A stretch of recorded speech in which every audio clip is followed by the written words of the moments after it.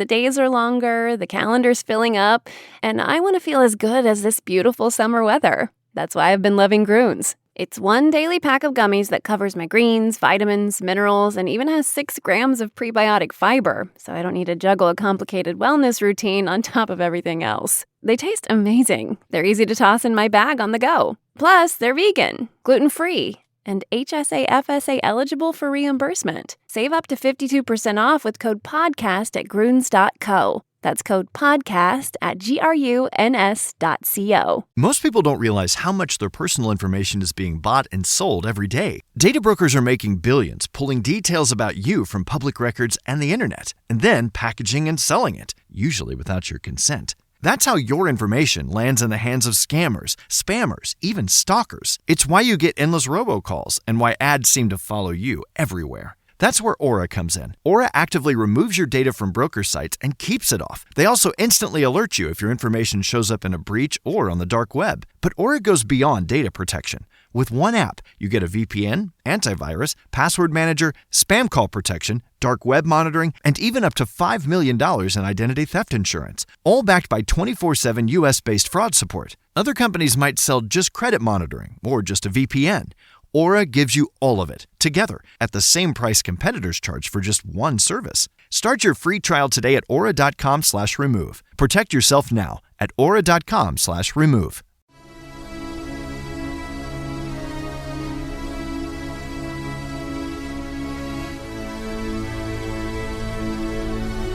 Welcome to the Dynasty Dugout Show, a podcast covering all things minor league baseball. Get a front row seat to the action with everything you need to know about the future stars of Major League Baseball. And now, here's your host, Chris Clegg.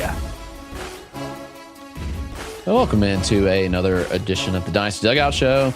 As we record, it's Wednesday, June the 10th.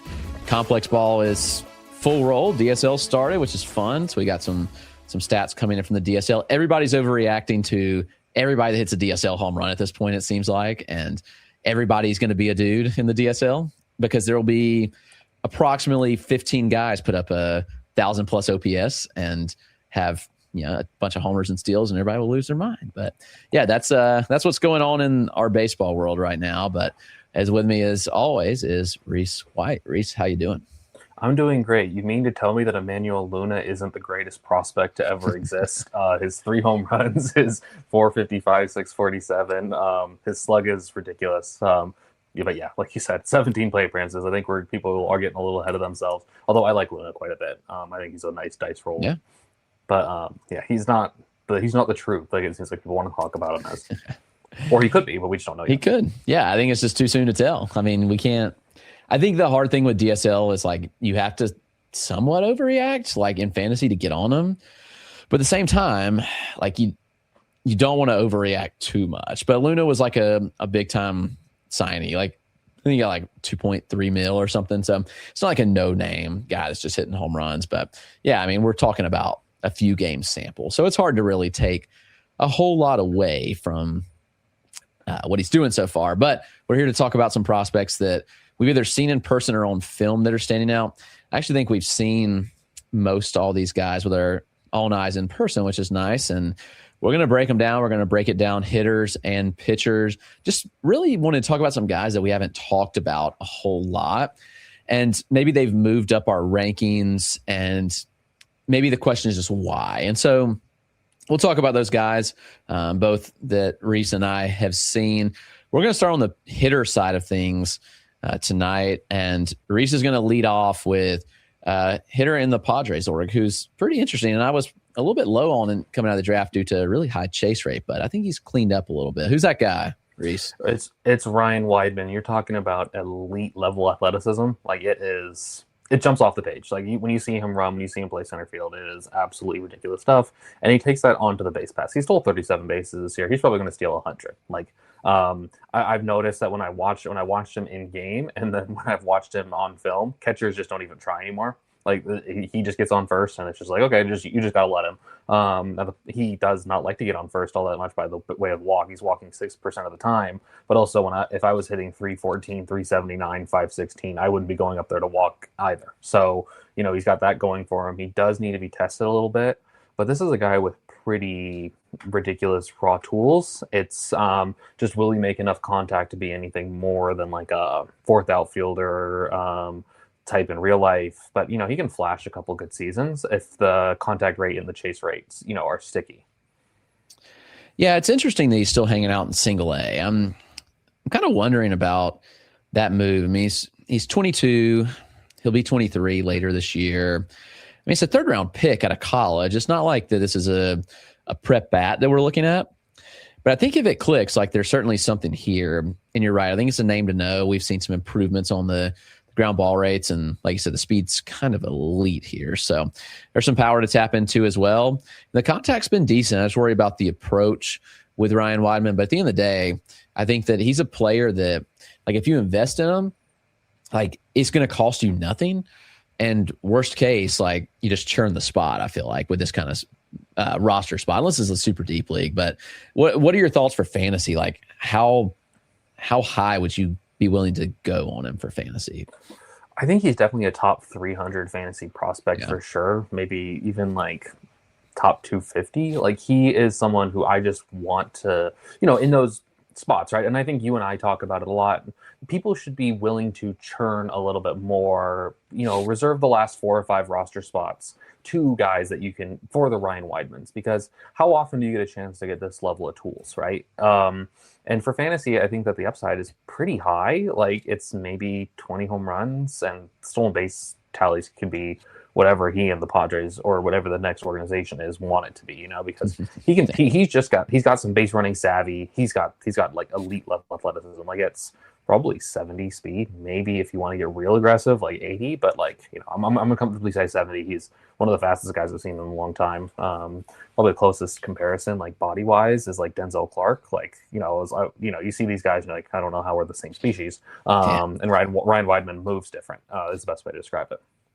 For sure. Yeah, it's very good analysis. This player, I saw him last year when he was in single A, and it was towards the end of the season. He had come up from the complex. Actually, he was in single A most of last year, if I'm not mistaken. That's Hector Osorio with the Texas Rangers. It's Osorio. He's actually just got bumped to high A this week, and he had a phenomenal game today for Hub City. This is another local affiliate to me. Both the Rangers, single A, high A are locals. And Hub City beat Asheville 21-0 today. So we had a football score, shutout, 3 touchdowns scored for Hub City. And Osorio blasted his first high A home run. Has looked really, really good. And he's up to 14 home runs now on the year in just like 250 plate appearances. He's stolen 9 bags. Like, I'm not sure the athlete is there. Obviously, the athlete's not like Ryan Wideman-esque by any means, but this is a good left-handed swing. He just turned 21 years old. It's a pretty good body. He's listed 6 foot 150, but I believe he's taller than that. Like, and the power outbreak has been really, really notable while also maintaining a pretty strong hit tool for Osorio. The approach looks good, which has been encouraging. I mean, he's running like an 84% overall contact rate, which is huge. And also getting to the pull side. Like, that's something we're seeing a lot more this year is he's pulling balls in the air, running ground ball rate of 35%, hitting the ball pretty hard. Hector Osorio moved up my rankings pretty significantly, and I've written about him a couple of times this year, but it's a prospect that nobody's really talking about. And he really caught my eye. And then, like, really it was, I think for me this offseason when I was going back and looking at film, because I saw that Hickory team, I think the last or second to last week of the regular season, because like Josh Owens and Gavin Feen were on that team at that point. But this aside note, I was like, man, this stuff looks pretty good. And so I got to see him again in single A this year. They came over to Columbia, and he had a great series there. And now I'll see him a lot more regularly. But Hector Osorio is somebody I think I'm buying stock in. I think there's real potential for him to be a guy that, like, people look back on. They're like, man, where did this guy come from? And I don't want you to be caught in that camp. So hopefully you're caught up on him and you can grab him. I mean, numbers speak for themselves. I mean, 14 home runs already.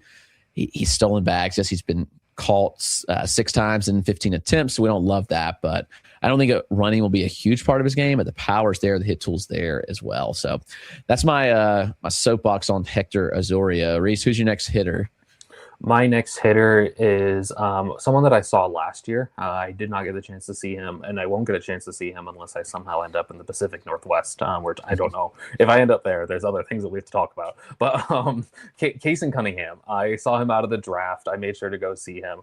He's probably got one of the best hit tools from his draft class. And honestly, in the low minors, I think this is one of the better pure hitters, for that expression. The dude just goes up there and he has a really good approach. He strikes out less than 20% of the time. He walks at a really good clip as well. He hit 381, 471, 506. I kind of, after some of these high school guys, when they get promoted to single A right after the draft, I'm like, man, that is such a big jump in stuff going from, maybe they're you don't even know what they're doing half the time, before the draft and everything. They go get tuned up in the complex and whatever, but Kayson Cunningham, just you could see the underlying stats weren't great. He hit 258, 308, 277 slug in his 52 plate appearance sample after the draft. But you really saw he works these counts. He's looking for certain pitches. He can spoil pitches off. He's got these quick wrists and everything. I don't think the power is going to be anything substantial yet, but I did see some flashes on film. I'm like, there's a chance that this guy could hit 15 to 18 home runs, I think, is the sort of power that I project for him going forward. And maybe he's one of these classic guys that power comes late. For a lot of these hit tool driven guys, they can find power later. I mean, we're seeing with Josh Adams-Sheshki, the power's sort of taking a step forward for him, and he's already got a great plate appearance, great plate approach. And I really like Cunningham. I think that he is just a little bit underrated. Just because there's not the crazy power tool, there's not the crazy speed or anything, but this dude just hits. I think he's going to play in the big leagues for a long time and be a really, really good fantasy second baseman. Yeah, I'm not going to lie. I was a little worried this might be Tamar Johnson 2.0. Me too. When I watched his film, pre-draft, I was like, oh man, the body just reminds me of Tamar, that left-handed bat that everybody was hyping, great hit tool. In the back of my head, I was like, man, I see Tamar. That's not been the case at all. Tamar's hit tool is terrible. And Kayson Cunningham is, showing 70 grade hit tool. So completely different. And he's got some decent speed too. I know he's not run a ton. He's stolen 10 bags on 12 attempts, but his clock times are actually decent, which I like to see. And so that's fun. And he's making just so much contact and it's going to play. He's got to pull the ball a little more. That'll be something to watch, but I'm pretty interested in Cunningham. It's hard to argue when you're hitting 381 as a prep bat in single A. I know he's a first round pick, $4.5 million bonus, but man, that's some impressive stuff and impressive hit tool all around. There was a lot of guys that I considered for my last hitter. I ultimately went with Connor Essenburg of the Braves. Now, this Braves farm system's really exploded. They've got a lot of hitters that have taken off. They've got some pitchers that have taken off too. Essenburg's kind of interesting because he's one of those guys where the surface stats are okay. He hasn't wowed on the surface by any means. And also it is important to remember, this is somebody that was injured for a little while. He played early on and then he was at the complex rehabbing and now he's back in single A. He looks really, really good since coming back. And this underlying data on Essenburg is super. If you remember, Essenburg was probably most known for being the pitcher that outdueled Jack Bauer in that high school game last year. One of our guys in the Dugout Discord actually went and got some film for us. It was really awesome. But Essenburg dominated, and then he hit a home run off a 99-mile-an-hour Jack Bauer fastball. And he was he got over slot. He got a $1.2 million bonus in the 5th round. I didn't know if he was going to sign. There was some talk that he was heading to college. I think he was a Kentucky commit, if I'm not mistaken, maybe off on that. But since coming back, from injury, it's 11 games for Essenburg, but 2 home runs, 2 doubles. He's 262, 344, 52 slash. The strikeout rate is kind of high, which is concerning, but actually the contact rates don't look overly bad. And so Essenburg's somebody you watch. He's a good athlete. He's got a great frame. He's like 6'3", 200, and he moves well. He has made enough contact. I'm not saying the hit tool is great, but I think he's got like an average hit tool with a really, really good approach. And he's just hitting the cover off the ball. So this is like a case where his 9th percentile EV is like near 109 the last I saw. So like really, really good stuff. And the contact, as I said, is like, it's okay. Like it's not the best in the world, but it's passable. He's like 71% overall. And the chase rate's pretty low. Like he's got a good approach, like chase rate in the low 20% range. So Essenburg's interesting. Like I always think about these like two-way guys that like come out and like they've never really had one focus, I guess. And that's like, it's not uncommon for a high school player to go pitch and hit. But at the same time, like when guys do it at a high level, like Essenburg did, and there was questions whether he would be a pitcher or a bat. And the Braves have gone the bat route, and I think he's going to play. So I think Connor Essenburg is really interesting to me. Just the athlete, he's a plus runner, he moves well. I would ignore the one stolen base because, again, talking about an injury that has affected him.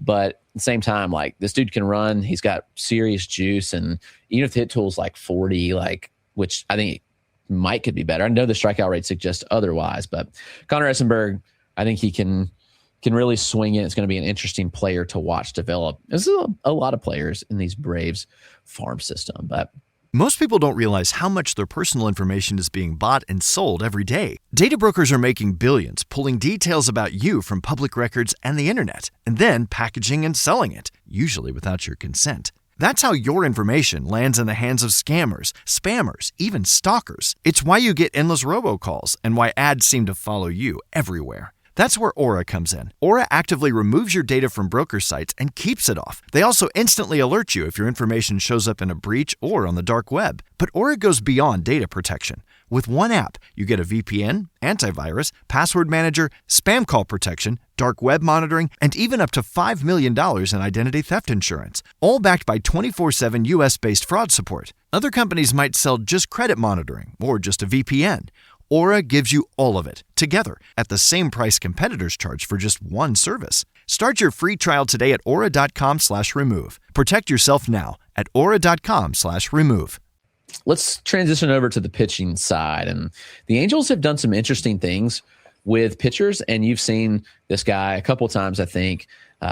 Take it away with your first pitcher that you've been impressed with that you've seen. Okay, so I actually have not seen Jordan yet this year. I'm planning on rectifying that. Nice. Actually, wait, have I seen him? I have. I don't know. Actually, yeah, I have. I definitely have. Now I'm drawing a blank on him and Trey Gregory Alford. Alford's the one I haven't seen this year. Jordan, his breaking ball shape has actually taken a big step forward this year, and that has unlocked a lot. And seeing it in person, I saw him at the 66ers, and it was a whole thing. The breaking ball just is dramatically different, and that has ultimately unlocked a lot of the swing and miss stuff that we're starting to see more with him. I think that he's better than Trey Gregory Alford. I think that's starting to become more of the consensus as well. Although Alford is the more projectable, long arms, looks like the pitcher that you want to see. But Jordan, it's a good fastball, more of a sinker variety than anything. And he's got a good changeup too that he shows really, really good feel for. And I think the command will start to take more strides. He is walking like a touch more batters than you want. He's being relatively inefficient at certain points. Part of me wonders if they're trying to get him to chase more. But he's definitely been someone that I've been really impressed with in film, seeing him this season, seeing him last season. It's definitely starting to look like a potential back end of the rotation sort of arm with upside for much more.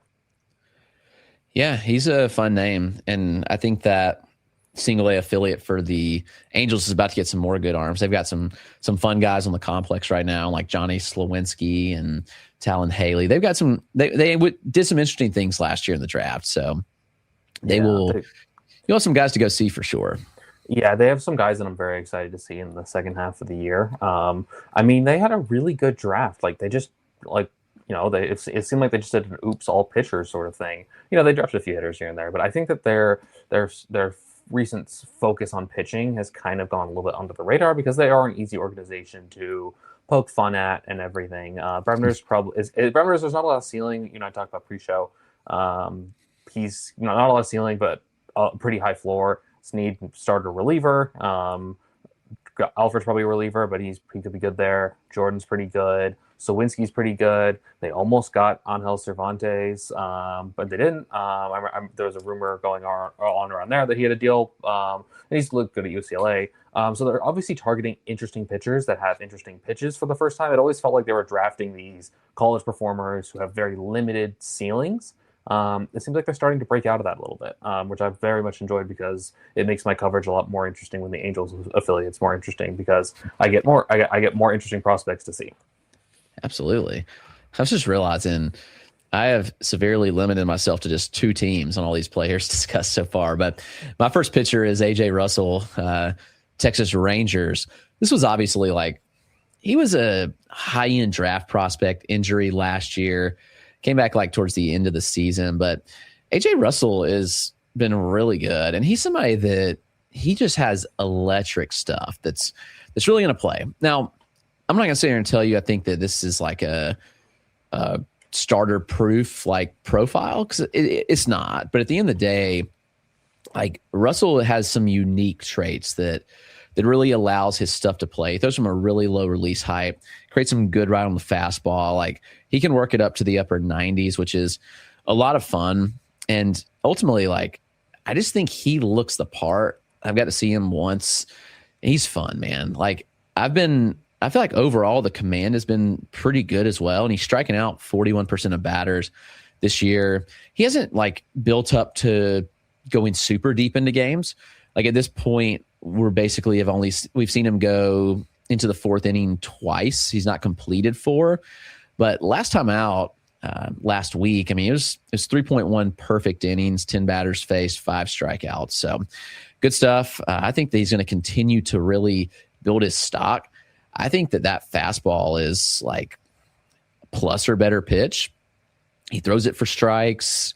It's just so unique how he rides and runs it with a very flat vertical approach angle. I think that slider is a pretty good pitch for him as well, with some pretty good depth, late depth and sweep to it. It's 5-7 inches of sweep, nothing out of the ordinary, but also the changeup, he gets some pretty heavy fade on late depth. The slider and changeup are mid 80s. And sometimes he'll drop in a curveball as well. I'll dial it back to the upper 70s, low 80s, kind of 2-plane movement on that pitch. But Russell is fascinating to me to watch. You watch him and you just see the upside potential. And we've seen some bumps in the road. He hasn't been perfect, but again, the number of guys he's striking out and he's maintaining the walk rate is super encouraging to me. The strike rate has been okay so far this year, and he's commanded overall pretty well, I'd say. So I think AJ Russell's I'm not sure he's going to take a jump on a lot of people's board yet, but I think he could. He's somebody I pushed to 150 range for prospects, but just because I think the arm talent is potential top 100 one day. So very interested in AJ Russell and what I've seen of him. Rhys, who's your last pitcher? My last pitcher is someone that I have not seen in person. I know that one for sure.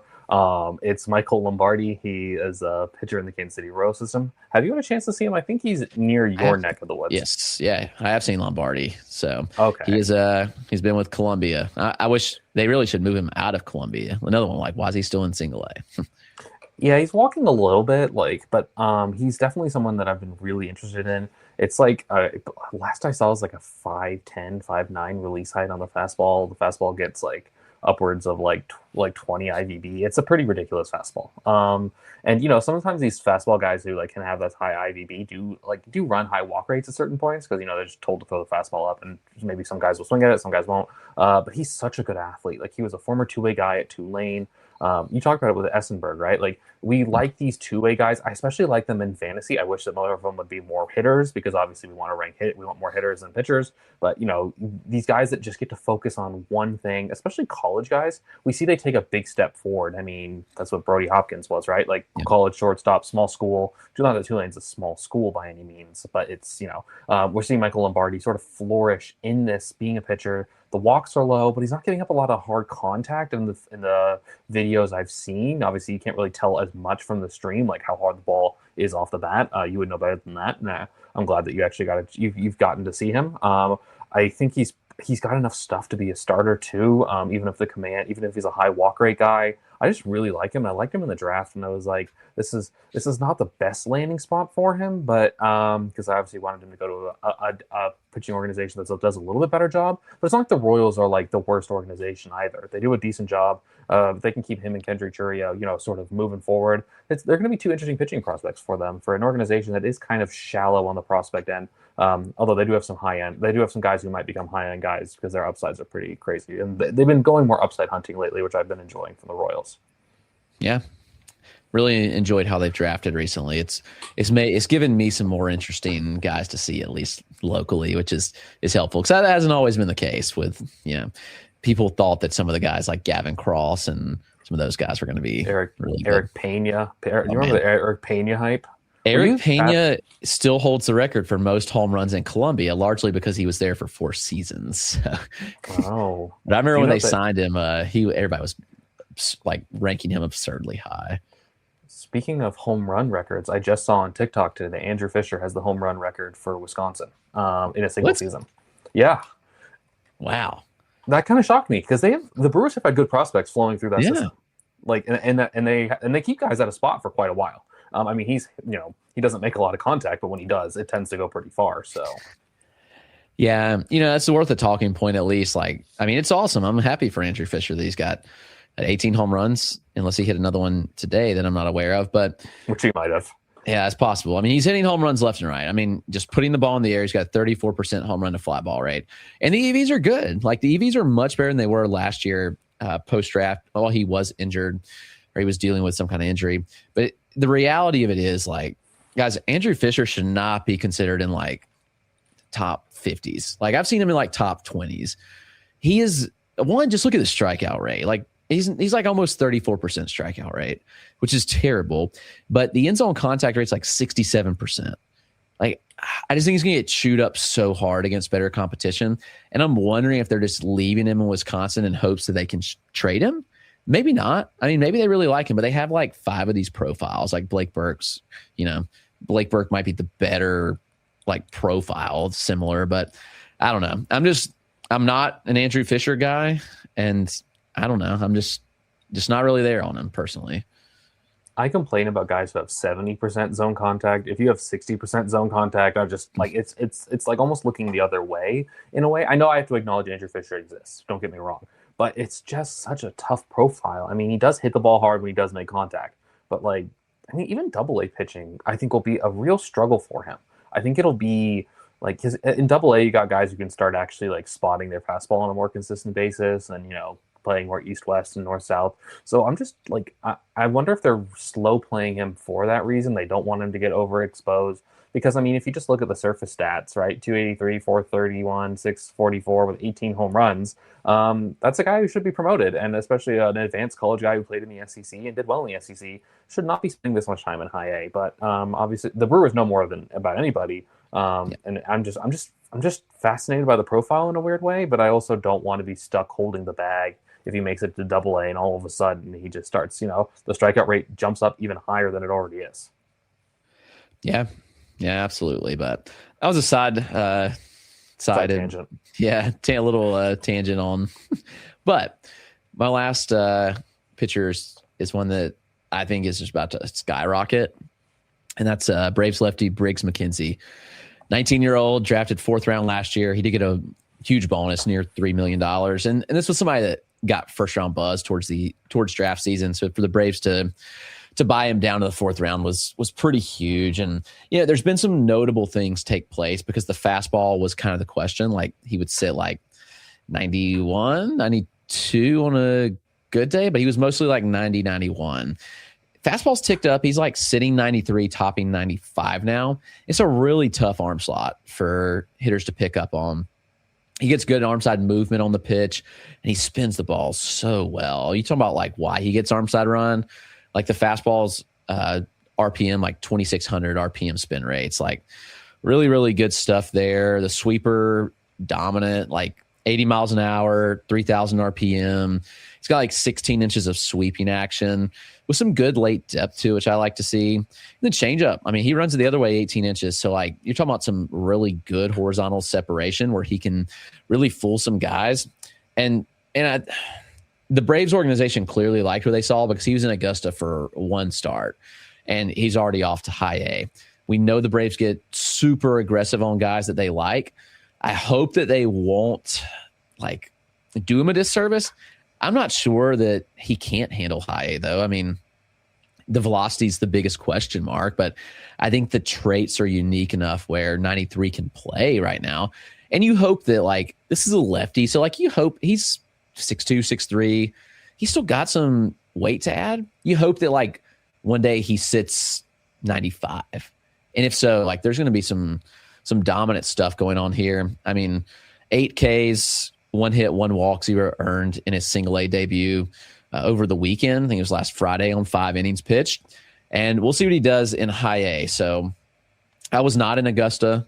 I did watch the start on film, but now I've got to seek out the next time Rome is close to me, or I'll just drive over to Rome and hang out with Chris Blessing over there and have a good time. I've been to Rome a couple times. I was actually born in Rome, Georgia, so I lived there for a year. So it's kind of cool to go back. I saw my childhood house I lived in for a year last time I went over there, but that's another side tangent for another day. But Briggs McKenzie moving up boards, and I don't know, like I think that he could be a future top 100 prospect. Like he looks the part to me of somebody that could be a top 100 prospect, like by season's end. So I don't know if you got any thoughts on McKenzie before we get out of here, but he's really fun for me. Yeah, when I saw that they're like, okay, 5 innings is enough in single A. We don't need to see any more at this level. I was like, oh man, the Braves are bravesing, I guess. Like like you said, when they see a guy and they think that he's ready, they just jump him. They're not one of these organizations that they're going to take a while. No, when they think that a guy's ready, they move him up. And like you said, with all the release stuff, like even if the fastball only tops out at like 95, even at a high A level, with the way in which his sweeper sweeps in one direction and the changeup breaks in a different direction, and this is a good enough athlete. Like I think that he'll, the command should develop well, even though it's we're only we're looking at 16 innings of work, like, and he's barely walked anybody. So he's someone who I think is going to be a big up arrow. A couple of good starts this month and next month, and all of a sudden, boom, we're talking about a top 100 prospect. So I think this is a really, really good shout. That Rome team is sneakily loaded. We're not so sneakily, actually. Eric Hartman, for however long they keep him there for.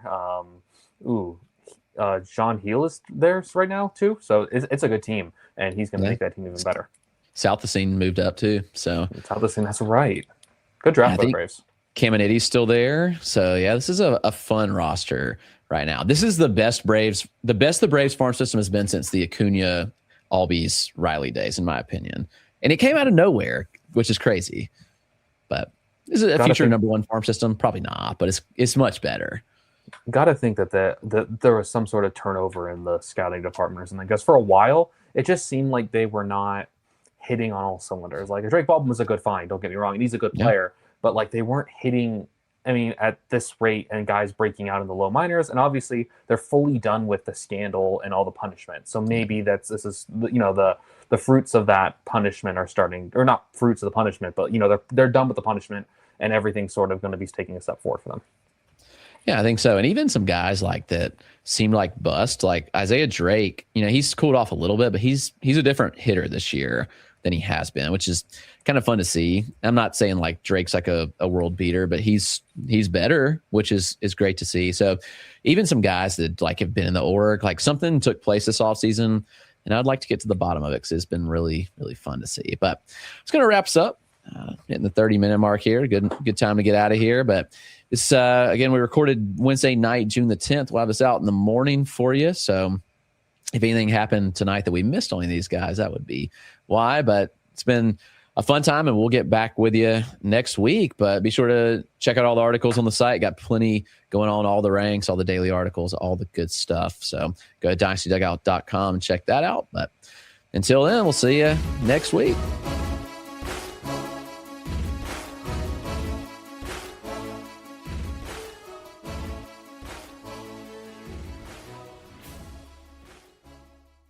Most Most people don't realize how much their personal information is being bought and sold every day. Data brokers are making billions pulling details about you from public records and the internet, and then packaging and selling it, usually without your consent. That's how your information lands in the hands of scammers, spammers, even stalkers. It's why you get endless robocalls and why ads seem to follow you everywhere. That's where Aura comes in. Aura actively removes your data from broker sites and keeps it off. They also instantly alert you if your information shows up in a breach or on the dark web. But Aura goes beyond data protection. With one app, you get a VPN, antivirus, password manager, spam call protection, dark web monitoring, and even up to $5 million in identity theft insurance, all backed by 24/7 US-based fraud support. Other companies might sell just credit monitoring or just a VPN.